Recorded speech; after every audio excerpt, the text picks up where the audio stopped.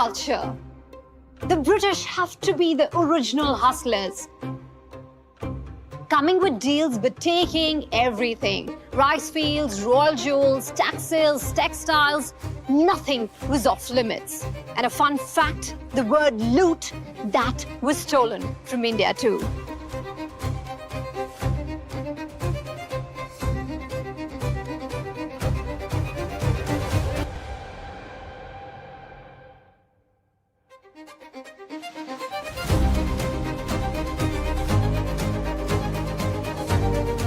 Beneath the empire's shine lies a story untold. Treasures taken, industry shattered, pride stolen. He is here to expose it all.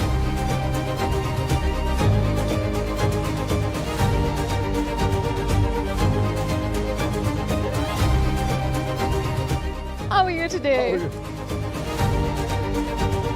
Are you ready? I think so. Ready to roll. Okay, lovely. Are you ready, guys? Roll camera. Action.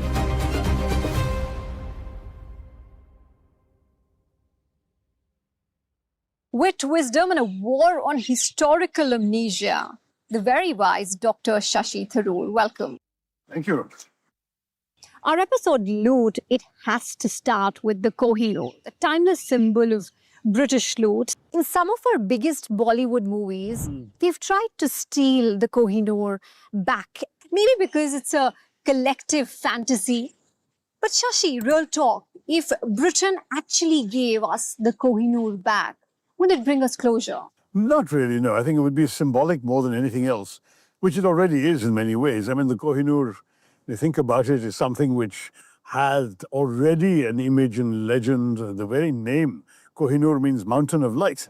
And it was a name that was given because it was considered the most fabulous diamond in the world. It wasn't the largest, but there's something resplendent about it, according to everybody who ever possessed it or talked about it. And it was considered very important for the British to persuade the youngest son of the Leaps, of Ranjit Singh, to actually hand over the Kohinoors to the Queen as kind of a gesture of fealty to her. And it's striking. First of all, the Kohinoor then was whittled down by the British. It's actually today much smaller than the Kohinoor of Indian legend. The original Kohinoor was actually in the temple of Bhadrakali in what's today Andhra Pradesh. It was mined in Golconda. And then it got looted by Alauddin Khilji in the 13th century and has moved on thereafter through many hands, but finally ended up in Punjab, in Lahore, the Sikh kingdom, and then was given, quote unquote, to the British. So the British always often argue it was given to us, it wasn't looted by us. But you know, you point a gun at my head and say, give me your wallet. It doesn't really mean I've given you my wallet, right? The moment you put the gun away, I want my wallet back, so we want the Kohinoor back too. But as it happens, what the Kohinoor represents is a much larger idea. There's so many invaluable artifacts that the British have taken from our country. Take something like the so-called Amravati marbles, exquisite stupas that were dismantled and carried away. Take the famous Tipu Sultan artifact of a tiger mauling a British soldier. You find that in the Victoria and Albert Museum today. I mean, these are all things which in many ways represented what India could do and did cherish. And they've been taken away as symbols of colonial triumph and victory. I've sometimes joked that the Hindi word loot was taken by the British into their dictionaries as well as their habits. Many English people don't realize that the word is actually not of Anglo-Saxon or even Norman or Latin origin. It's from Hindi. And they picked it up in India along with the habits. Robert Clive, in particular, was such a great exponent of loot, and he was the first of the great thieves who ruled us, in his case, in the mid-18th century. So we've got a long history. Yes, there is a feeling that many of these stolen objects should be returned. And there have been some gestures, for example, the throne of the Ashantis, the British had taken away from Ghana, has been given back to the Ashanti tribe. It's like a stool, but it's a symbolic throne. I think the people of Benin have got something back as well. And Namibia, if I'm not mistaken, has got something from the Germans. The more famous examples are all the Nazi loot, particularly of Jewish properties, precious paintings, and other art and so on that was taken by the Nazis. Those have all been systematically returned. But colonial loot, people are much more reluctant to give. I mean, when the then Prime Minister David Cameron came to India and somebody asked him, will you return these things? He said, no, I'm sorry. If we give it to you, then the entire British Museum will soon be empty. And this is a problem they've got, that pretty much every museum in London is a chor bazaar, a sort of thieves market, except that it's not a market. They've already taken it without paying for it, and it's there, and it's theirs. Every time you pay entrance fee to a British museum, it's essentially they're saying, come and pay us money to see what our grandfather took from your grandfather. I mean, that's really what's going on. Now, the internet is buzzing and people are asking, why exactly was India the empire's jewel in the crown? Oh, for every possible reason. It was the most rich, the largest, in every respect, contributor to the great glory, quote unquote, of the British Empire.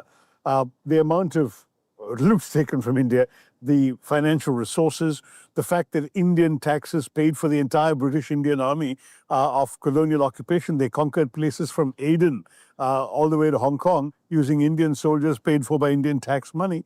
They contributed enormous amounts of resources to the British Exchequer, the so-called home charges system, which meant that every single paise spent by the British for their salaries, their pensions, their own expenses, even interest on whatever money they sent to India, everything was paid for out of Indian revenues.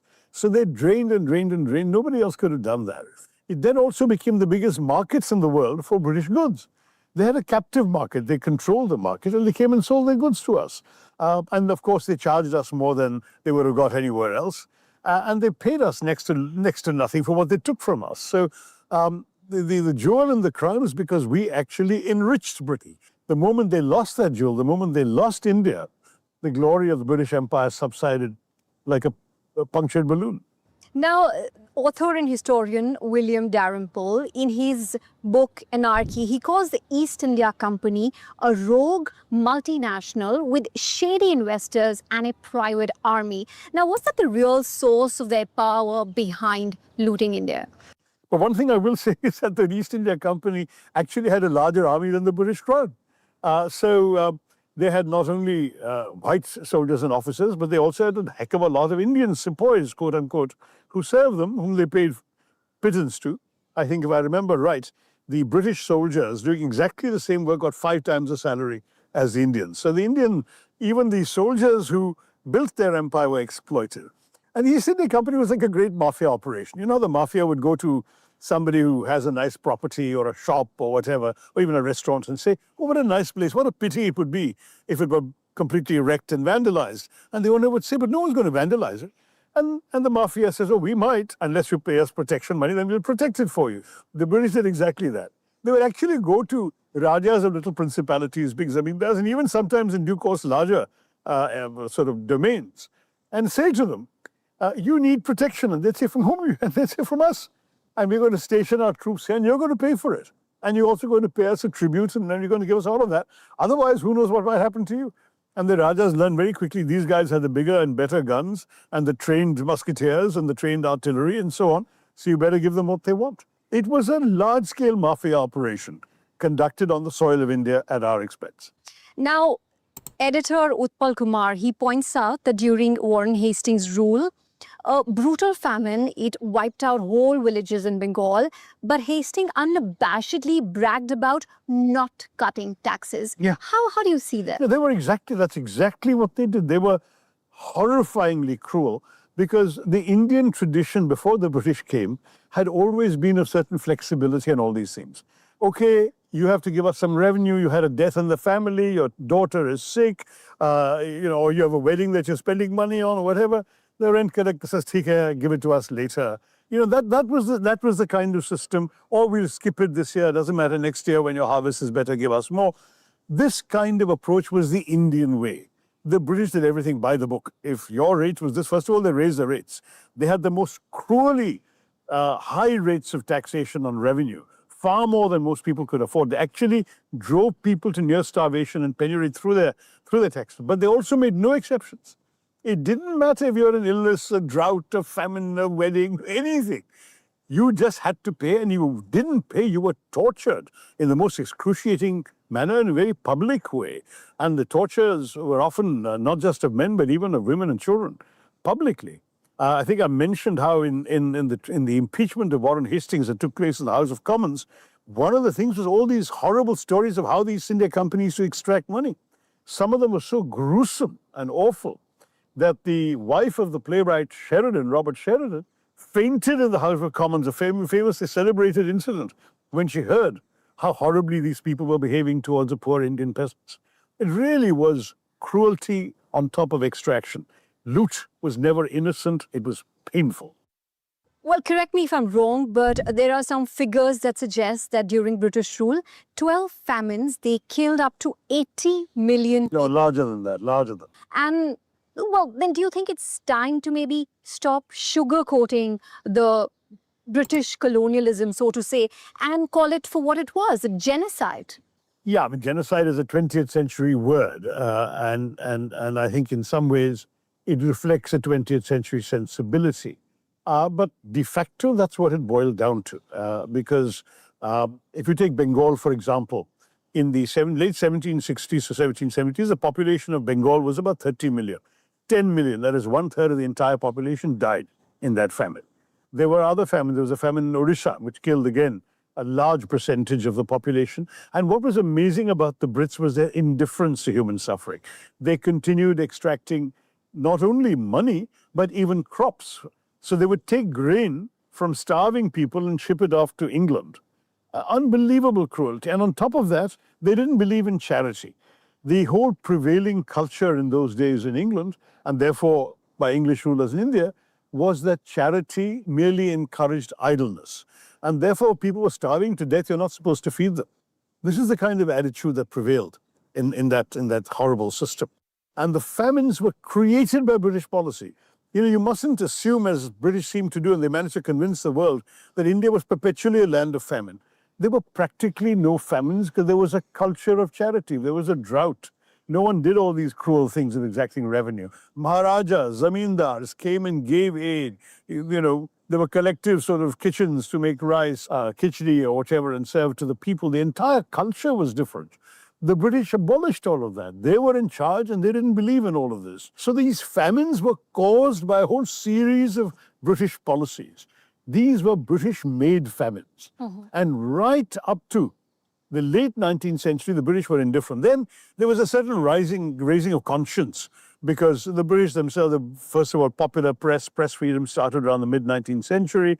The British needed to justify their colonialism in the eyes of their own people, and more people getting educated, more people were demanding to know what was going on, why they were doing it. So they invented this myth of the civilizing mission. And that means they had to show that they were there for the benefit of the Indians, even though amongst themselves they knew perfectly well, and their notes exchanged, saying, this is all talk, we know why we are here. But that acting for the benefit of the Indians meant they couldn't ignore famines anymore. So they created these famine relief camps, which were actually work camps. The poor starving Indians had to work for their relief. And the quantity of rations given, as has been pointed out by British scholars later, was lower than the rations given by Hitler's Nazis to the Jews in Buchenwald, who were going to be killed in the concentration camps. That was the condition in which these poor Indians were shoved into these horrible, horrible relief camps. So it's just a theory, but if it wasn't for the empire, if the British were not here, then maybe India could have got support from its neighbors, for example, and they could have handled the famine themselves. There wouldn't have been famines in the first place. That's my point. But if at all there had been very severe droughts, let's say 2 failed monsoons in a row or whatever, then they would have done charity for themselves. I mean, that's essentially it. We were not a country that allowed people to die like that. It just wasn't there. And I think we forget because, unfortunately, the image of India painted in the minds of most people is the image inculcated by British publicity and propaganda from the 19th century onwards. Oh, it's a country of poor people. People are constantly dying. They're always sick. They're poor. You know, that's how they are. That's how they've always been. I'm sorry, that wasn't. Where did the Sone Ki Chiriya talk come from, the golden bird that was India? It was a prosperous country. And the fact is that there is no doubt that we wouldn't have needed any help from neighbors. First of all, who would our neighbors have been? What would India have been? I've argued, for example, that almost certainly, if there had been no European colonization of India, there would have been probably something very similar to what happened in Japan, where the Marathas would have conquered most of the country as a military sort of system, like the shoguns in Japan. And that's exactly what they were doing, by the way, before they were stopped by the British at one side and by the Afghans at the other. And they would probably have prevailed. At one point, the Mughal emperor was essentially a hostage of the Marathas, but they kept him on the throne because they wanted this kind of symbolic figurehead. So it would have been just like Japan, a constitutional monarch. A monarch, the real power was with the military shoguns, and the monarch was the symbol of the country. That would have happened with us. We would have had these Marathas as a kind of military caste, if you like. You'd have had the Mughal emperor as a kind of presiding deity. And eventually, this would have evolved into democracy, as is done everywhere else in the 20th century. We would have been no exception. And that's how probably India would have been. Now, this India would have been a very rich and prosperous country. It would not, certainly not, have been sort of needing help from neighbors or whatever. On the contrary. What if the British never colonized us? It's a question people are asking on the internet. Would the subcontinent still have commanded 30% of the world's economy as it once had? No, we were never quite 30. According to the famous study of Angus Madison, it was more like 27 at its peak. Which isn't bad. Not bad at all. That's more than the US commands the global economy today. But look, countries grow and rise, and others would also have been prospering. I don't think any one country could have stayed put like that. The Chinese had gone up to as high as 27 also when we were down to 23. And then they went a long way down, and now they're rising again. The US didn't even exist 200 years ago when all these figures were to be calculated by Angus Madison, the famous British economic historian who did this global GDP calculation going back to the birth of Christ and before. And frankly, today, and indeed even earlier, after the Second World War, the US was richer than most of the countries in the world put together. So things would have gone up and down. I'm not saying we would have permanently been at the top, but we would not have been racked by poverty, pestilence, disease, illiteracy, all the horrors that the British inflicted upon us. Now, after the latest numbers are coming about GDP and economic growth, and there are a lot of comparisons between India and the Great Britain. Do they hold? Well, we've just overtaken the British, as you probably know, in terms of overall GDP. The per capita, obviously, they're still way ahead of us. They're, about 70-odd million people, and we are 1.4 billion. But the fact is that these are completely sort of hypothetical, speculative theories. Britain, in many ways, is the product of its empire. It is what it is today and what it became in the 19th and early 20th centuries because it had an empire to exploit. So if there was no empire, would Britain even be where it is today? Probably not. It certainly wasn't. At the time that the East India Company was first formed, it was nowhere close to being the principal power in Europe, let alone in the world. So all these speculations, you can have hypotheticals in every direction, Roger. This may be an emotional one. Writer Sadat Hussain Manto once said that when a man is robbed of everything, the only thing that he doesn't lose is his accent. Now, the British looted our Kohinoor, but there's a belief that they also, in a sense, looted our confidence, our culture, our self-belief. Yeah, in fact, there is actually an anecdote which I've read from the 1920s when the then Prince of Wales was visiting India. And of course, he was taken to all the good things, the fancy railway station, the carriage, the prosperous places and that. And he turned to the Indian official accompanying him and said, "Look what the British have done for you, and look at all this sort of, what are you lacking here?" And the man had the courage to say, "Self-respect, Your Majesty." I mean, that really is the problem. They robbed us of our self-respect. They robbed us of our honor.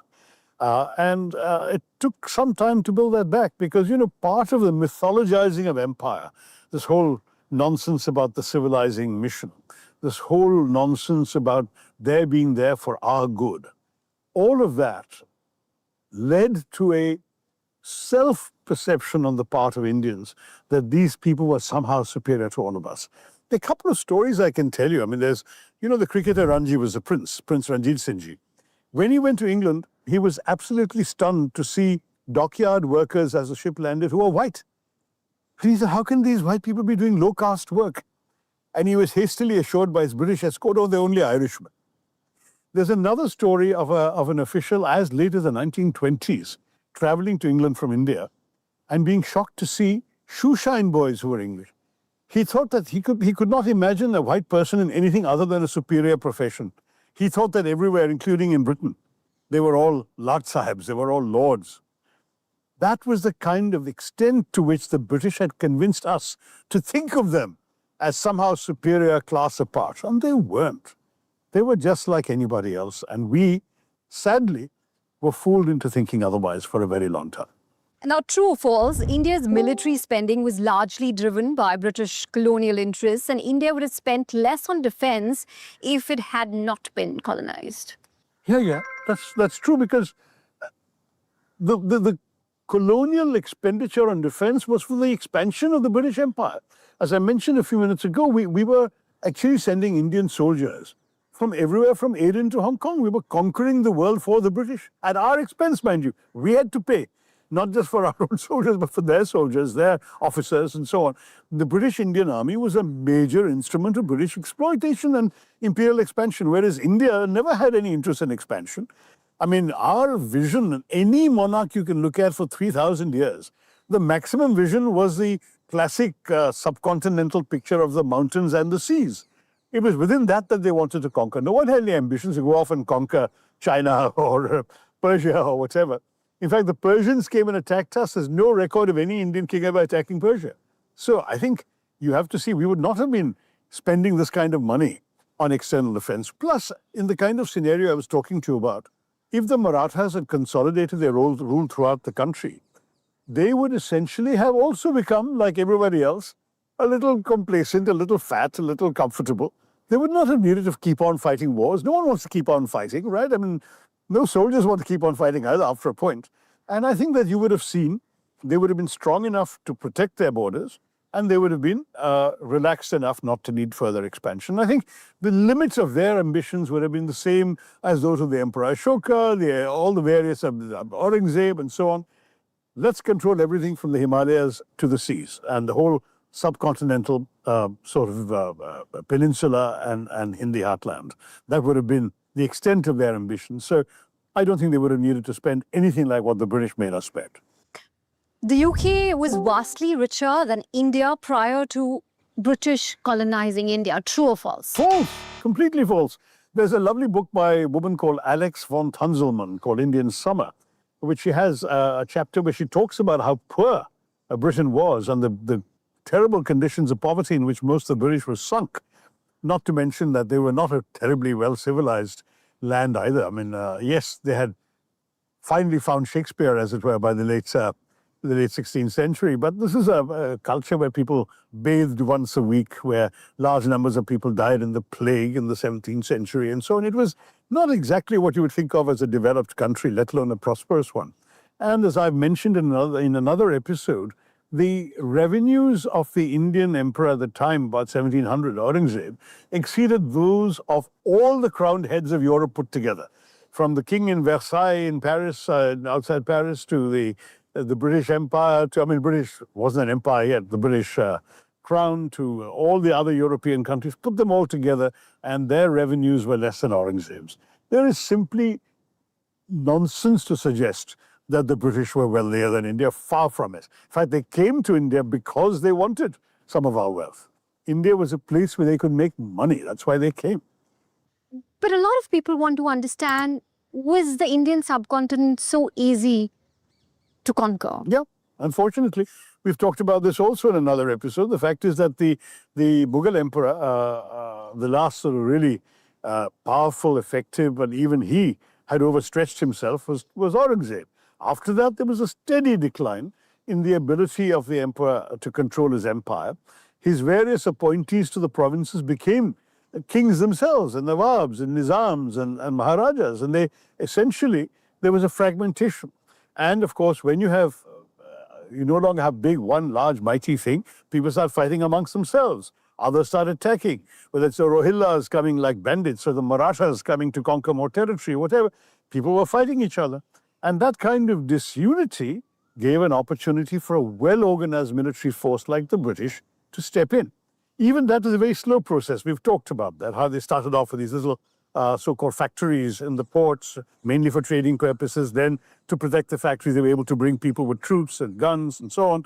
Then they hired locally and they started expanding. And then the turning point in many ways, which all historians would agree, was the Battle of Plassey in 1757, Pilashi, where what the triumph of Robert Clive ensured was that Bengal, this large, rich province in the large sort of eastern part of the Mughal Empire, suddenly became theirs, de facto theirs. I mean, they were still a Nawab, but they replaced Siraj-ud-Dawla, whom they defeated in Plassey, with Mir Jafar, his treacherous cousin, and there was a lot of treachery and mutual backstabbing and other Indian quality. They got a firman from the emperor to collect the revenue, and that was that. No looking back from there. Clive robbed so much that he actually said, I marvel at my self-restraint in not having stolen even more than I did. He got Mir Jafar to give him a tribute in those days of 234,000 pounds sterling, which is today about 40 million pounds. Yeah. That's just one tribute. He would walk into treasuries of Rajas and literally help himself to any jewels, any gold, anything he wanted. He bought himself a seat in Parliament, a rotten borough. He bought himself manor. I mean, he had nothing. He was actually a very middle-class, lower middle-class kind of guy before he came out to India. He became this hugely rich fellow on the backs of his loot in India. And the British had the gall to call him Clive of India as if he belonged to the country, when all he really did was ensure that much of the country belonged to him. This is the kind of thing that kept happening with the British. And I'm afraid there is no doubt that our disunity, our internal quarrels, our willingness to betray each other for profit, all of that contributed. And some of it was financed, I'm afraid, by Indian capital. So the Jagat Seths, who were little merchant bankers, it is estimated that at their peak, the Jagat Seths actually controlled more capital than the Bank of England. But the fact is, these guys lent money to the British because they didn't like Siraj-ud-Dawla. Because Siraj-ud-Dawla had done something bad to them or betrayed them or not paid back a loan. I've forgotten the details. And so they decided, let's finance the British to conquer this guy and get him out of the way. Shashi, many thanks for speaking to us. Thank you, Runj. Pleasure.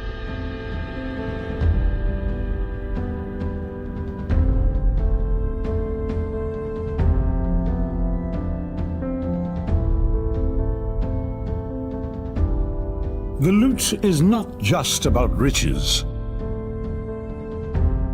The British stole our self-respect, our industry, our confidence. They rewrote the rules to keep us down. It's time we reclaim what was taken, starting with the truth.